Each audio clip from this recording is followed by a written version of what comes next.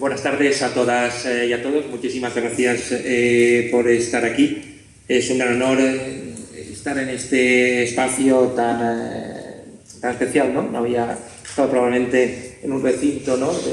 Con muestras artísticas, además, según me han informado, con etapas diferentes en el pensamiento del propio autor. Muchísimas gracias a la Diputación Provincial de Zaragoza por habernos cedido el espacio. Muchas gracias a la librería Cálamo por su participación en este acto. He de agradecer las amabilísimas palabras de Raúl Burillo en su presentación y además creo que es imposible no emocionarse ante lo que acaba de referir, ¿no?, sobre el asesinato de su abuelo, que es algo que no conocía hasta este momento. Agradezco también muy sentidamente a la plataforma de asociaciones memorialistas de Aragón por haber organizado el acto, a su presidenta por sus solemnes palabras en la introducción de este evento y obligadamente y además muy a gusto agradezco a Pilar Jimeno todo su esfuerzo para hacer posible este acto, porque sin ella habría sido imposible en la forma en que se ha desarrollado, desde luego. También por su labor al frente de AFAEM, la Asociación de Memoria Democrática de Magallón, y todas las muchísimas actividades que realiza en la defensa de la reparación de las víctimas en la dictadura, entre muchas más cuestiones importantísimas. Yo estoy aquí para presentar un libro. Podríamos decir aquello que decía, hombre, he venido a hablar de mi libro, ¿no? Pero no es eso exactamente, porque aunque las editoriales hacen promociones de actos, suelen ser más asépticas, suelen limitarse a exponer lo que es el libro. Las editoriales no hacen actos de reivindicación cívica, pero a mí me parecía necesario combinar lo que es una campaña oficial, digamos, de una editorial, con actos realmente de reivindicación cívica por una razón, ¿no? Y eso lo sabe bien Pilar. Si no fuera por el movimiento memorialístico, por tantísimas mujeres y hombres que rompieron el pacto de silencio a la muerte de Franco sobre qué tema se podía hablar y qué tema no se podía hablar, si no fuera por ellas y ellos, este libro nunca hubiera podido ser escrito. Cualquiera que lea el libro lo entenderá perfectamente. El discurso crítico sobre cómo se produjo el tránsito a nuestra democracia, el conocer determinadas cosas del pasado que habían sido silenciadas, a mí, como juez instructor, me dio la clave definitiva para entender el fenómeno de la corrupción en España. Sin él, esto sería para mí una cuestión de 4 manzanas podridas, que yo veía como juez instructor, pero no hubiera sido capaz de entender el fenómeno sin el discurso crítico de la memoria democrática. Y empezaría hablando con claridad sobre lo que es la corrupción en España, con una anécdota para entendernos.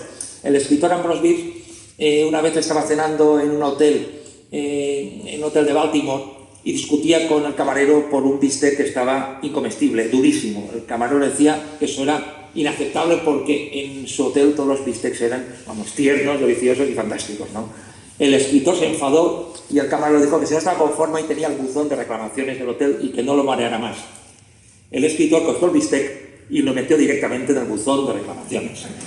Porque hay veces que no queda otra que poner el bistec, no hay que ir con medias tintas. Y no se puede tener un discurso amable con la corrupción, porque es una de tantas cosas que o se nos han escondido, o ha estado mal hablar de ella, como ahora intentaré explicar, o ha sido una patología central del sistema de la que apenas se habla. Y de hecho, si nos fijamos, hay muy pocas investigaciones sobre corrupción en España y la mayoría son muy recientes. Y si metemos el bistec en el buzón, creo que hay que hablar claro. No hay equivalente en la Europa democrática a unos niveles de corrupción política como los que existen en España. Ningún país. Por decirlo de otra manera, los porcentajes de corrupción política en España se parecen bastante a los de Honduras, Guatemala y otros países centroamericanos. Hay corrupción política, por supuesto, en otros países. Hay corrupción a nivel general, en Italia, en Grecia, pero es una corrupción, digamos, como más repartida, igual que, por ejemplo, en países más adelantados hay una corrupción repartida, funcionarios, policías, políticos, jueces. En España la gran concentración es una concentración en el ámbito político. Y en el ámbito político, vamos, no se nos acercan ni Sicilia ni Nápoles, para entendernos. Es decir, allá habrá policías corruptos, habrá funcionarios, habrá jueces, pero en el ámbito político no hay equivalentes a que tengamos en todos los territorios del Estado concejales, alcaldes, presidentes de diputaciones, consejeros autonómicos, presidentes autonómicos, ministros, exministros, imputados en prisión provisional, condenados a unos niveles, como decía, de una enorme concentración. Esto, y lo digo ya en países más avanzados democráticamente, y conozco mucho Dinamarca por razones familiares, claro, que allá un alcalde estuviera implicado por corrupción sería un gran escándalo en todo el país, ¿no? Claro, aquí ya lo hemos normalizado completamente. Claro, ¿cómo hemos podido llegar a esta situación? ¿No? Es una pregunta que yo creo que es muy pertinente, porque esto, como decía, no es un problema de delincuencia ordinaria, sino que es mucho más, es un problema de configuración del Estado, de organización económica del país, de distribución de las rentas en beneficio de minorías determinadas. La corrupción es en gran parte una captura de rentas. O sea, en el franquismo se produjo a niveles espectaculares, como explico en el libro, pero es que en democracia la cuestión continúa. Claro, a partir de ahí surge la pregunta sobre la razón, que es una pregunta que yo, claro, me hice comprensiblemente cuando hace unos cerca de 20 años aprobé la oposición de ingreso a la judicatura, y allá donde iba me encontraba cargos públicos a los que tenía que tomar declaración como imputados por corrupción. Claro, una explicación fácil en la que todos hemos caído, yo mismo, es pensar, pues eso, es una cosa como genética. Somos el país de la picaresca, aquí todo el mundo el IVA o el sin IVA, este tipo de cosas. Claro, es una aproximación fácil, ¿no? Es lo que digo en el libro, es como pasar de la hipótesis a la apoteosis. Y además es una explicación muy peligrosa, que la utilizan sobre todo los corruptos, y son los que más la repiten. No hace falta que diga cargos, pero algunos son muy conocidos, que dicen que ellos han hecho lo mismo que hacían todo el mundo, que ellos son igual que toda la sociedad. Y eso es mentira, porque yo estoy seguro que aquí lo más probable es que no haya nadie que haya incurrido, no haya pensado en delinquir en cualquier espacio de corrupción. La mayoría de la sociedad no es así, pero los propios corruptos difunden ese mito como una manera de disminuir sus propias responsabilidades. Si nos fijamos, la picaresca realmente es algo muy diferente. Hago también alguna aproximación al libro sobre lo que es la literatura picaresca. Lázaro de Tormes era un huérfano que intentaba luchar en una batalla muy difícil por la supervivencia. Lázaro de Tormes no tiene nada que ver ni con Urdangarín, ni con Bárcenas, ni con Luis Roldán. No tiene absolutamente nada que ver. Que yo sepa, Lázaro de Tormes no era una persona vinculada a la familia real, ni director de la Guardia Civil, ni tesorero de ningún partido político. Pero la corrupción implica algo diferente. La corrupción es el abuso del poder para conseguir beneficios privados. Y habitualmente la perpetran personas privilegiadas que viven bien, no como Lázaro de Tormes, que tenían que buscarse la vida y que por tanto hay que tener cierta comprensión en situaciones límite, sino personas privilegiadas que lo que quieren es vivir todavía mejor a costa de toda la sociedad, robándonos a todos nosotros, perjudicando nuestros servicios públicos y nuestra propia calidad de vida. Por tanto, la corrupción es algo muy diferente. Hay que ocupar espacios de poder, espacios institucionales y poder saquear fondos de toda la sociedad. Los grandes expertos en materia internacional sobre la corrupción han demostrado con absoluta claridad que afortunadamente no existen razones genéticas que expliquen la corrupción. Si existieran sería una malísima noticia para nosotros, porque claro, la genética es muy difícil de modificar, estaríamos condenados, ¿no?, hasta la eternidad a padecer a los corruptos, ¿no?, digamos. La corrupción es un problema de cómo se organizan las instituciones, es un problema de equilibrios de poder en una sociedad. Es un problema de mecanismos de control de quienes ejercen el poder. Como decía Lord Acton, el poder corrompe y el poder absoluto corrompe absolutamente. Por tanto, en la medida en que haya límites a ese poder, habrá muchísima menos corrupción. La prueba más clara de que todo está muy vinculado a cómo se organizan las instituciones en los países es que en el siglo XIX, como han demostrado los historiadores europeos de la corrupción, no había grandes diferencias entre los diversos países en cuanto a prácticas corruptas. Un país como Dinamarca, el que he citado, como han indicado los historiadores de la corrupción en Dinamarca, en el siglo XIX tenía niveles muy altos de corrupción, parecidos a los de España.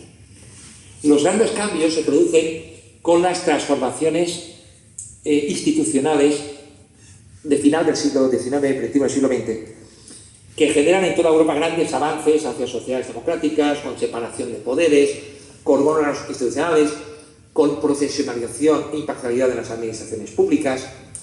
Pero en España empezamos a quedar rezagados con la restauración, las dinámicas clientelares que se generaron alrededor de la etapa de Alfonso XIII, los grandes pucherazos, la palabra española del siglo XIX, el pucherazo del siglo XIX, la corrupción sistémica, en la que se amañaban absolutamente todas las elecciones, nos quedamos atrás. Ese terreno se podía haber recuperado y la Segunda República lo intentó en su breve periodo a través de reformas democráticas que incluso entraron en medidas contra la corrupción, medidas en legislación sobre incompatibilidades y otro tipo de iniciativas. Como sabemos, la tentativa reformista republicana quedó cortada de golpe con el golpe de Estado de 1976 y a partir de ahí se estableció una distancia abismal, absolutamente abismal, entre España y los países democráticos europeos. No es que nos quedamos rezagados, es que nos quedamos a años luz en muchísimos ámbitos, obviamente en materia democrática, pero también en institucionalidad y en respuesta estatal contra la corrupción. Si nos fijamos, es lógico. Todas las dictaduras, por definición, son corruptas porque no hay separación de poderes, no hay juezas y jueces independientes que puedan perseguir al poder, no hay libertad de expresión, ni prensa libre, no hay pluralismo y elecciones. Es un campo abonado para la corrupción. Pero, además de eso, las dictaduras no son exactamente iguales. La dictadura franquista tenía unas particularidades, y es que surgió en el contexto de una guerra durísima tras un golpe de Estado contra un gobierno elegido democráticamente, y contó con el apoyo de sectores económicos y empresariales también muy importantes que después pasaron la correspondiente factura, y eso afectó también a que la corrupción se instalara en todos los rincones del régimen. La corrupción afectó absolutamente al dictador, en contra de toda la propaganda del régimen, que además se tuvo que mantener después de democracia porque no hubo apenas investigaciones sobre la corrupción del franquismo. Cuando se podían realizar esas investigaciones, se ha demostrado con datos objetivos, con documentos, con movimientos bancarios, con todo tipo de pruebas objetivas, que el caudillo amasó una enorme fortuna gracias a la corrupción. Enriqueció también la corrupción a familiares directos del dictador, afectó a multitud de cargos políticos, de ministros, de generales, de mandos de todo tipo. Bueno, y eso se detectó muy especialmente por observadores externos e imparciales, propias embajadas de los países extranjeros. En todos los informes, sobre todo la embajada británica, son de manual sus informes. La corrupción la absorbe absolutamente toda la actividad del régimen de Franco. Y precisamente a partir de esos informes, Churchill decidió, con el apoyo del embajador británico en España, que se tenía que sobornar a cargos relevantes del régimen para que España no entrara en guerra con Alemania. Pues están acreditados todos los sobornos, con todo el dinero que pagó Reino Unido, porque sabían que el régimen era corrupto y casi todo el mundo era comprable, ¿no? Era comprable en ese régimen. La corrupción afectó a todos los espacios de la dictadura, desde los alcaldes, gobernadores civiles, muchísimos casos. Seguro que habría personas honestas, como a todas las sociedades, pero las prácticas corruptas eran la regla general, y también a sectores empresariales que eran, como decía, espacios que hubo como un reparto de los beneficios de la victoria. Franco repetía a menudo, cuando le iban con algunas quejas, cargos del régimen que podían ser más honestos, le solía repetir, y está documentado en las memorias incluso de su propio secretario personal, de Dionisio Ríos, que decía que era normal que los vencedores de las guerras después se repartieran los beneficios de la victoria, ¿no? O sea, era la mentalidad africanista de Franco y los militares que tuvieron el timón del país durante cerca de 40 años. Además, Franco era un tipo muy pragmático. Para él lo esencial era mantenerse en el poder y, a cambio, los sectores económicos y sociales que lo apoyaban, si tenían cubiertos esos intereses, también eso era lo fundamental. Franco entendió absolutamente que los intereses económicos son un pegamento mucho más adherente que las ideologías, o al menos que determinadas ideologías, ¿no? Y comprendió que mientras en ese reparto, ¿no?, del botín todo el mundo estuviera satisfecho, el régimen duraría. Digamos que era aquello del palo y la zanahoria, ¿no? La zanahoria para los que me apoyan, palo para los críticos, ¿no? Y represión absoluta. Vamos, el éxito vergonzoso del régimen es indudable, a la vista está de su longevidad. Es decir, que el elemento de la corrupción como cohesionador del régimen funcionó perfectamente. Y además hay que decir que sectores empresariales que apoyaron al régimen se enriquecieron con formas de corrupción a costa también de las víctimas, a costa también de los vencidos. Hay casos muy claros, como por ejemplo todo el expolio que supuso la Ley de Responsabilidades Políticas, que, cosa dos, implicaba confiscar el patrimonio de los vencidos por imputarles ser los responsables de la guerra. Es decir, quienes habían provocado un golpe de Estado culparon de la guerra a sus propias víctimas y en muchos casos les expoliaron. Y es conocido, lo explico en el libro, que algunas de las grandes empresas eléctricas del país se beneficiaron de expropiaciones a empresarios republicanos que habían sido fieles a la legalidad constitucional de la Segunda República, y con estas industrias del sector eléctrico crecieron y montaron auténticos imperios gracias a tratos de favor claramente corruptos de la propia dictadura. De hecho, en 1944, como pago del apoyo que los grandes empresarios de las compañías eléctricas habían prestado al dictador, se les permitió algo único, que es que empresas privadas, la patronal eléctrica, reguló las leyes de cómo funcionaba el sector eléctrico en España. Y eso, si nos fijamos, ha durado hasta hoy. Más o menos, es decir, el poder de las compañías eléctricas viene desde muy lejos y en gran parte se configuró cuando, desde los vencedores de la guerra, organizaron una patronal eléctrica que era la que decidía absolutamente todo. Es decir, la legislación no iba a proteger los derechos de la ciudadanía, sino los derechos de los grandes empresarios de las eléctricas. Grandes beneficiados de la corrupción del mundo de la construcción por todo tipo de favores, de promociones de viviendas públicas, con créditos favoritistas de todo tipo y adjudicaciones amañadas y como pago de favores por el apoyo a empresarios de la construcción, generaron auténticos crecimientos empresariales gracias a la mano de obra esclava de víctimas de la dictadura, de presos republicanos. No hablo solamente, por supuesto, del Valle de los Caídos, que es un caso mucho más conocido, sino de que hubo empresarios de la construcción que levantaron imperios en el ámbito turístico, de la Costa del Sol y otros ámbitos, porque antes, en el mundo de la construcción de viviendas apoyada por el régimen, habían utilizado contratos de favor, mano de obra a precios, digamos, a precios inhumanos de víctimas de la dictadura. Las redes clientelares del franquismo eran otra forma de corrupción, es decir, de abuso del poder para beneficiar intereses privados muy concretos. Y además, en algunos casos estaban incluso legalizados los tratos. Era corrupción legal, para entendernos. En otros casos era de hecho. Pero el trato de favor de que tenías que estar vinculado al movimiento nacional o haber sido del bando ganador de la guerra o tener algún tipo de vínculos con el régimen, eso te abría las puertas de las administraciones, de las concesiones, de los estancos, de todo tipo de espacios que ocupaba el poder.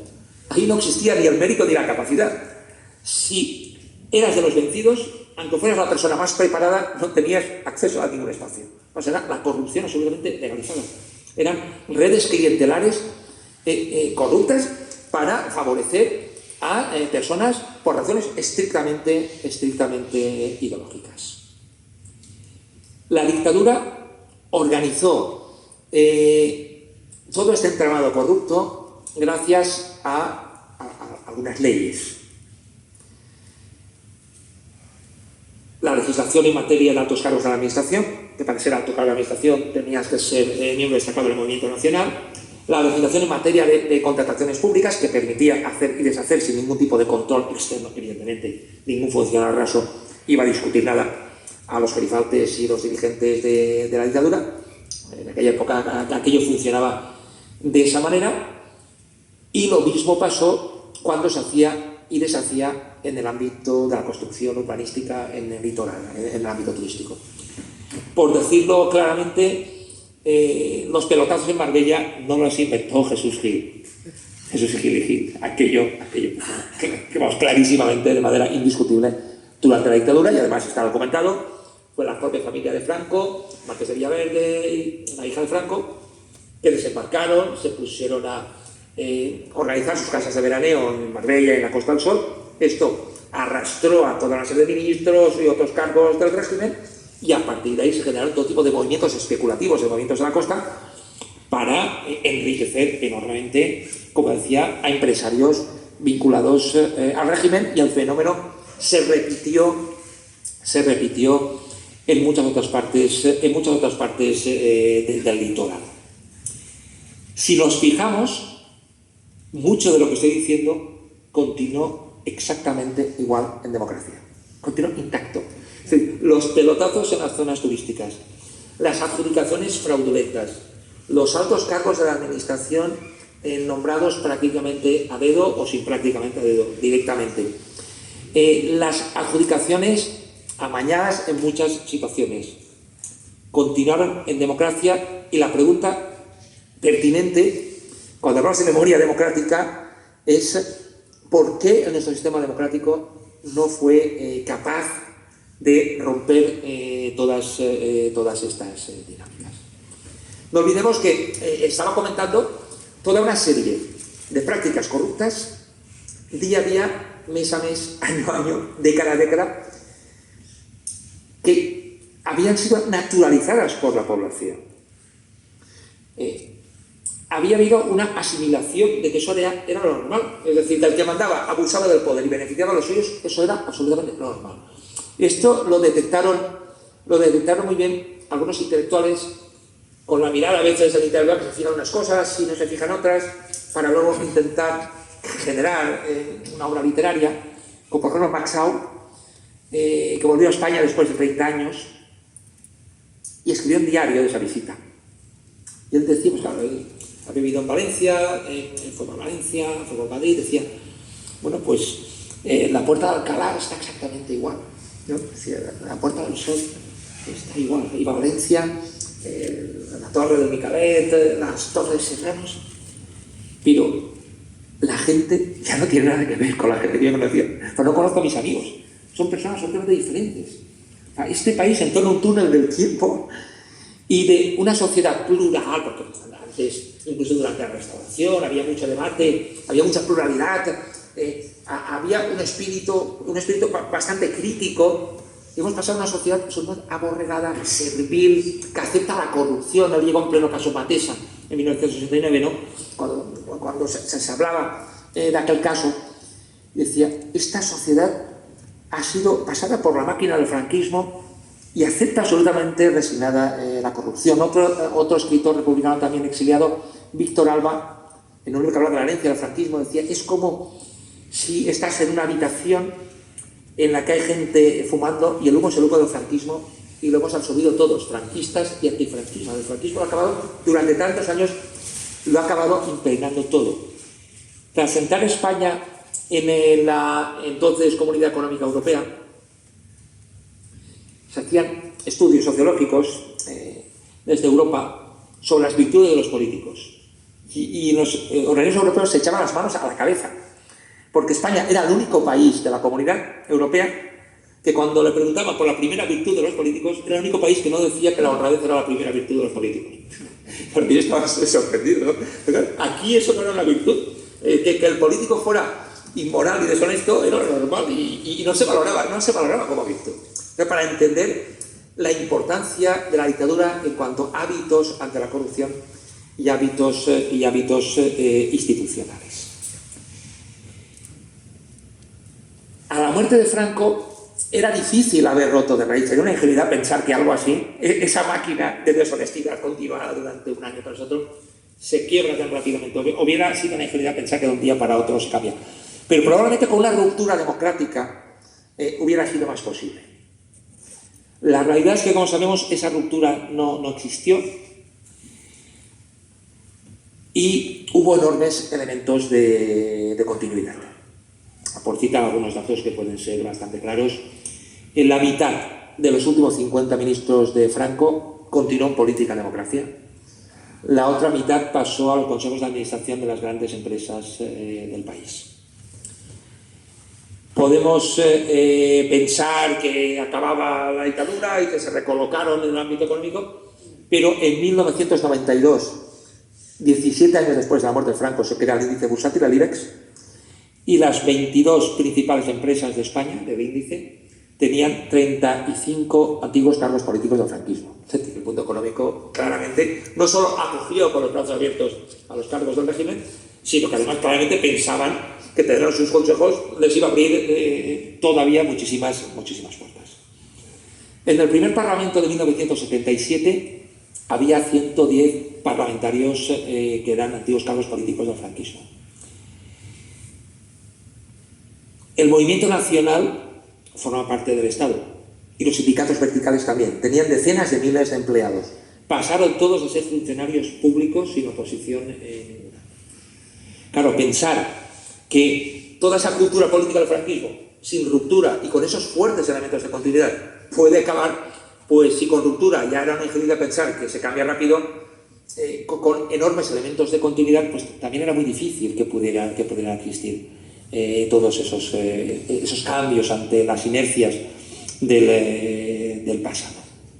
Bueno, algunas continuidades, y durante el proceso de investigación de documentación del libro, yo me echaba las manos a la cabeza, ¿no? Por ejemplo, cosas que uno sabía, pero que había olvidado con el tiempo, ¿no? La peseta con la efigie de Franco, caudillo de España, por la gracia de Dios, estuvo circulando hasta 1997, prácticamente hasta el euro. Nadie se atrevió a tocarla, con todo lo que sabemos desde la Roma clásica u otros tiempos. Lo importante es quién pone la cara en la moneda y qué significa eso como símbolo de poder, ¿no? Hasta el 97 estuvo la peseta con la imagen de Franco en las monedas. Carmen Polo de Franco murió en 1988 con la pensión decidida por el propio dictador, pensión de viuda del dictador, de viuda del jefe de Estado, la pensión con gran diferencia más alta de España, con todos los honores, duplicando el sueldo del presidente del gobierno, hasta su muerte, con todos los honores en 1988. Nadie se atrevió a cuestionar prácticamente nada de determinado en determinados espacios. Por tanto, estamos con importantes elementos de continuidad, ¿no? Al mismo tiempo, mi impresión es que la posición antifranquista lo tuvo muy difícil también para forzar una ruptura. Yo entiendo que puede haber críticas a cómo se gestionó la transición, pero a mí me genera dudas que pudiera haber sido de otra manera. El régimen llegó claramente a situaciones muy de poder. Aquí no pasó como en Portugal, con toda seguridad, por una razón, porque aquí la represión fue durísima, provocó el asesinato de decenas de miles, cientos de miles de muertes, encarcelamientos, torturas, exilios, y había un régimen, gracias a eso, probablemente también muy compacto, muy cohesionado, que aguantó con bastante fuerza hasta el final, fortalecido por la propia represión. En un país como Portugal no hubo estos elementos de represión y las propias Fuerzas Armadas estaban divididas. De hecho, la Revolución de los Cables en una parte se hace desde dentro de las propias Fuerzas Armadas. Pero además, si había dudas sobre ir a un movimiento de ruptura con la dictadura, el propio régimen se encargó de intentar disiparlas. Durante esa transición que se nos plantea como que todo fue absolutamente ejemplar, ideal, todo el mundo cedió de manera pacífica para que la cosa funcionara, hubo, entre los opositores al franquismo, hubo cerca de 250 asesinatos, que no son ninguna broma. Son 50 al año, uno a la semana. Los de Atocha, los sucesos de Vitoria y tantísimos asesinatos. Un momento de presión importante. Hubo muchas intentonas de golpe de Estado durante la transición, que generaban, obviamente, un elemento disuasorio, porque toda la presión institucional ahí iba hacia los opositores antifranquistas. El Tribunal de Orden Público del Franquismo, como se acaba de comentar, estuvo trabajando al estajo, con intensidad, hasta su disolución a principios del 77. El año 76 fue de los años que más opositores, miles de opositores, fueron perseguidos por el Tribunal de Orden Público. Están documentadas durante la transición centenares y centenares de cargas policiales violentas contra manifestaciones pacíficas, democráticas. Algunas acabaron con asesinatos. Claro, había elementos de disuasión muy fuertes, por lo tanto, yo creo que ahora tenemos cierta libertad para poder expresarnos, pero en aquel contexto, resistir, ir a una embestida para forzar una ruptura democrática, yo entiendo que tampoco podía ser especialmente sencillo. Además, tenemos una prueba importante con lo que pasó el 23F. Si lo comparamos con el 18 de julio del 36, el 18 de julio salieron a la calle los sindicatos, los partidos políticos, los demócratas a defender la democracia.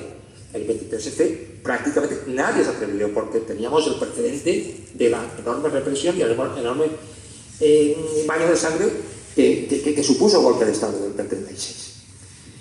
Por tanto, era difícil que la transición con la correlación de fuerza existente hubiera ocurrido de otra forma. Probablemente hubo errores de los dirigentes antifranquistas. La etapa era compleja y seguramente hubo cosas que se podían hacer mejor. Pero tampoco era nada fácil y no era una ruptura democrática con aquella correlación de fuerzas. La transición, que tiene cuestiones criticables porque es una etapa compleja, estas visiones idealizadas de que todo fue maravilloso, de que se creó la mejor democracia del mundo, de que se hizo todo lo mejor para el país, creo que pueden ser tan simplistas como que todo fue una bajada de pantalones, una traición de los dirigentes antifranquistas. Creo que la cuestión es mucho más compleja. La transición permitió articular un sistema democrático en poco tiempo, y eso creo que es una virtud indiscutible, en un contexto en el que hay que ver la historia de España. Cada vez que se había intentado articular en nuestro país un sistema democrático, la cosa había acabado en tragedia y a veces con auténticas limpiezas de democracia. Por lo tanto, creo que esa es una virtud que se debe tener en cuenta. Se aprobó una constitución equivalente en muchos aspectos a la de otros países europeos.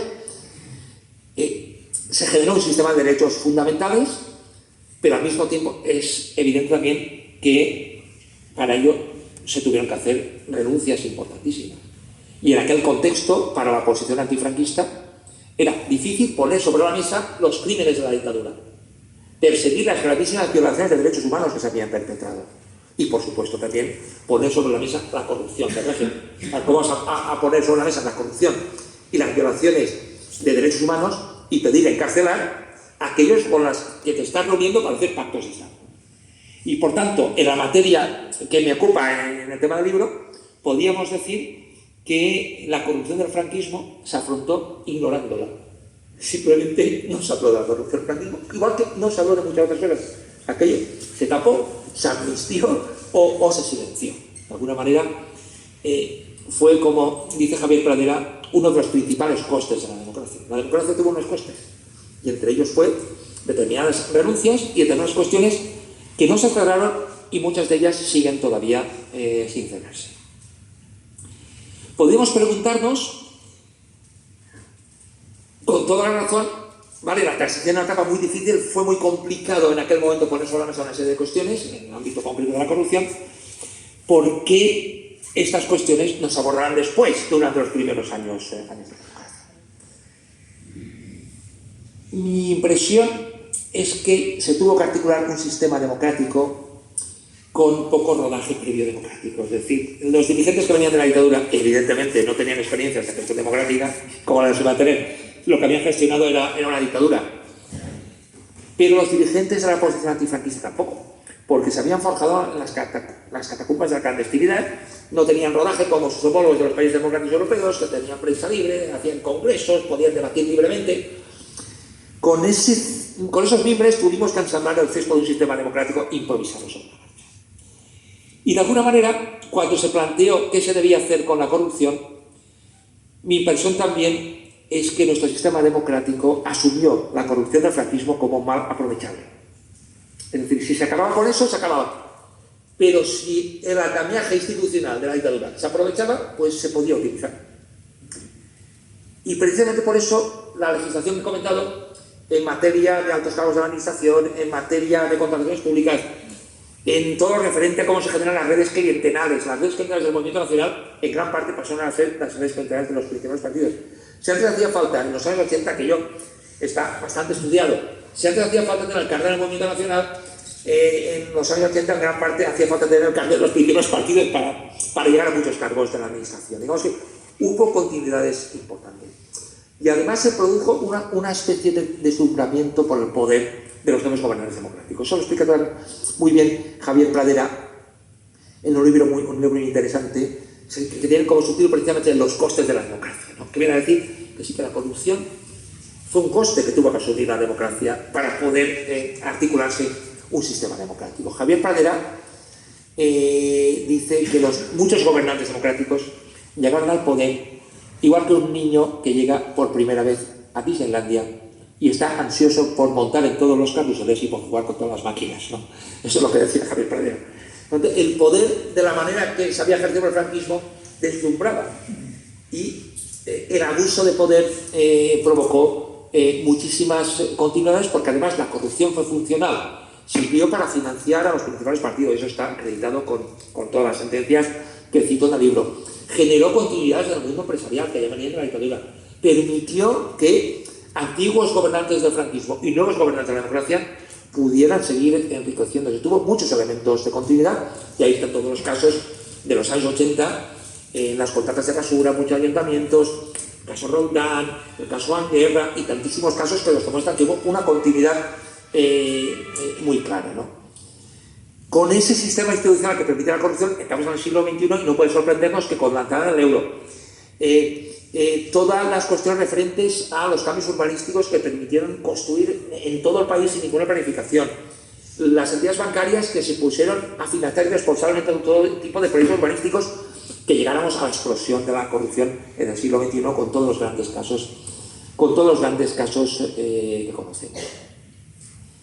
Por tanto, ya acabando mi intervención, solo quería plantear que a partir de ahí la cuestión es cómo esas secuelas de la dictadura que no supo corregir la democracia, cómo la resolvemos, y a ello dedico la segunda mitad del libro a las medidas institucionales que nos permitirían aproximarnos a los países europeos en la materia y que han tenido otra historia.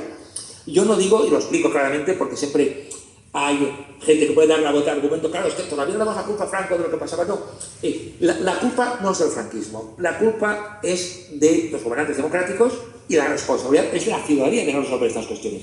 Pero si queremos entender la persistencia, la solidez y las dinámicas de cómo se ha mantenido la corrupción en democracia, si no comprendemos cómo se generan estos hábitos durante la dictadura, va a ser muy difícil que entendamos resistencias a cambiar las cosas y que tengamos la solidez de los mecanismos institucionales que permiten la corrupción. No es un problema genético, es un problema de cómo tenemos organizadas las instituciones. A mí me gusta repetir que el día que tengamos un sistema de separación de poderes, un sistema de solidez institucional como la que existe en Alemania, en Suecia o en Dinamarca, si tenemos esos sistemas y sigue habiendo corrupción, le podemos dar la culpa a la sangría, a la paella o a la siesta.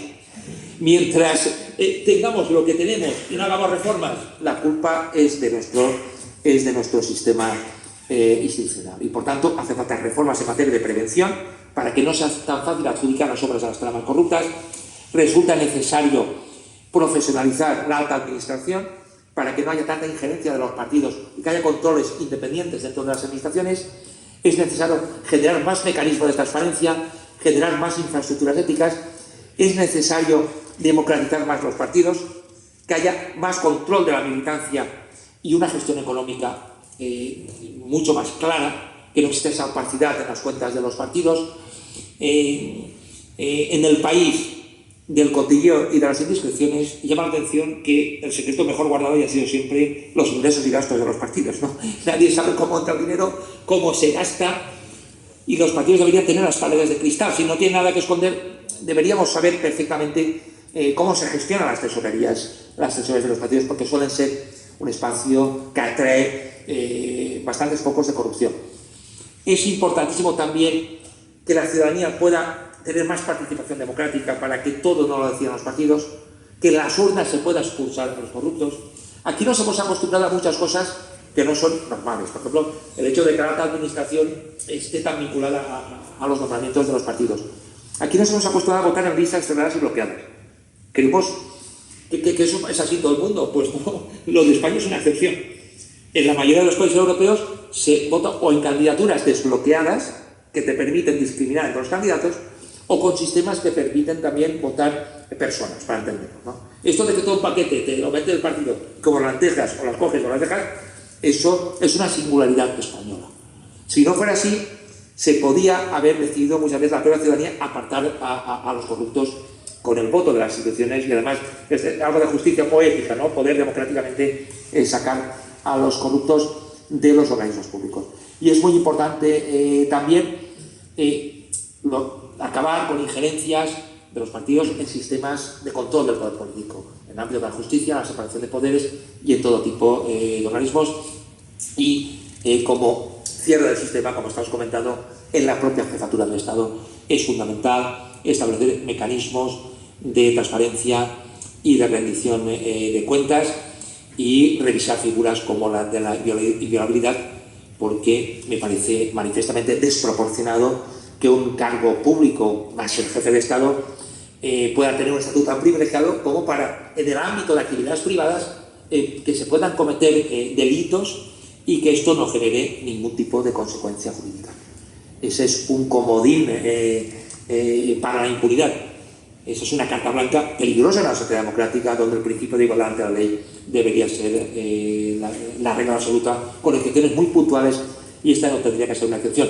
Y digo como apunte que el tema viene de lejos. Una vez más, la memoria democrática, el entender cómo han funcionado estas cosas en el pasado, cómo se han ponderado las libertades, nos explica muchas cosas. Alfonso XIII sufrió también acusaciones muy parecidas sobre la inviolabilidad, recibió ataques muy justificados de grandes intérpretes de la época, como Miguel de Unamuno, Vicente Blasco Ibáñez, otros escritores, con todo tipo de acusaciones por corrupción. Fue procesado por corrupción durante la Segunda República en ausencia y no compareció porque se había marchado del país. En el siglo XIX, la reina regente María Cristina de Borbón fue expulsada del país también por corrupción. En la jefatura del Estado hay muchos precedentes que es importante conocer y que intento explicar en el libro para que veamos que algunos problemas vienen de muy lejos. Dos apuntes muy breves y acabo. Uno, que la corrupción nos genera unos costes económicos enormes. Todos los estudios nos indican, los economistas nos indican que son decenas de miles de millones de euros al año la factura de la corrupción. Afectan enormemente a los servicios públicos, a no poder acabar con las bolsas de pobreza. Y la prueba más clara es que los países que tienen niveles más bajos de corrupción, es decir, algunos, Dinamarca, Alemania, Nueva Zelanda, son al mismo tiempo los países que cuentan con mayor nivel económico, porque han desplegado toda su potencialidad económica y no han permitido que las tramas corruptas paralicen la economía. Estamos hablando de variables macroeconómicas enormes. La contratación pública en España supone al año cerca de 200.000 millones de euros. Cualquier desviación en porcentajes podemos hacer la multiplicación que queramos para ver el enorme coste que supone la corrupción. Los economistas nos dicen que si a la muerte de Franco España hubiera acabado con la corrupción que venía de la dictadura, hoy tendríamos una renta per cápita superior a la media europea y muy cercana a la de Finlandia.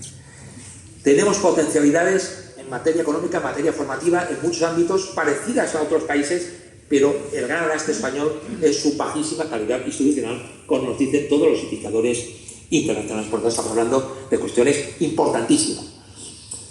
Y acabo precisamente con la segunda reflexión que quería hacer, que es que podemos cambiar. Hemos mejorado como país. Hay cosas que nuestro sistema democrático ha conseguido mejorar. En otras cosas estamos peor, pero en algunas hemos mejorado. Los indicadores internacionales nos dicen que España está entre los 10 mejores países del mundo en eficacia en la organización de elecciones, en limpieza del proceso electoral y en respeto al pluralismo político. Hay sociedades con democracia más antiguas que la nuestra, como Estados Unidos y otros países, donde hay continuas acusaciones de pucheratos, de fraude. Hace 100 y pico años éramos el país del pucherazo, el país más fraudulento de Europa en materia electoral. Se ha generado una cultura democrática de interventores, miembros de mesa, una cultura cívica. Podemos mejorar. Pero cuidado, esos mismos indicadores internacionales nos dicen que tenemos gravísimos problemas de corrupción, de injerencias partidistas en la justicia y de baja calidad institucional. Por tanto, las dos cosas pueden ser verdad y más valdría que se puedan mejorar. Acabo con una frase por donde empezaba. La clave para mí, para poder escribir este libro, no era entender la corrupción como un problema individual de 4 manzanas podridas, sino que el discurso de la memoria democrática a mí me hizo entender que había un origen mucho más profundo, un origen de la época en la que se rompieron las libertades, en la que se aplastó el sistema democrático y se generaron unas dinámicas corruptas generalizadas, con secuelas que llegan a nuestro país, y por eso creo que me parecía más que justo presentar el libro en Zaragoza, apoyando y agradeciendo el apoyo del movimiento memorialístico y darle absolutamente todos mis ánimos para que sigan defendiendo la enorme importancia de los valores democráticos y la reparación de las víctimas de la dictadura. Muchísimas gracias por vuestra atención.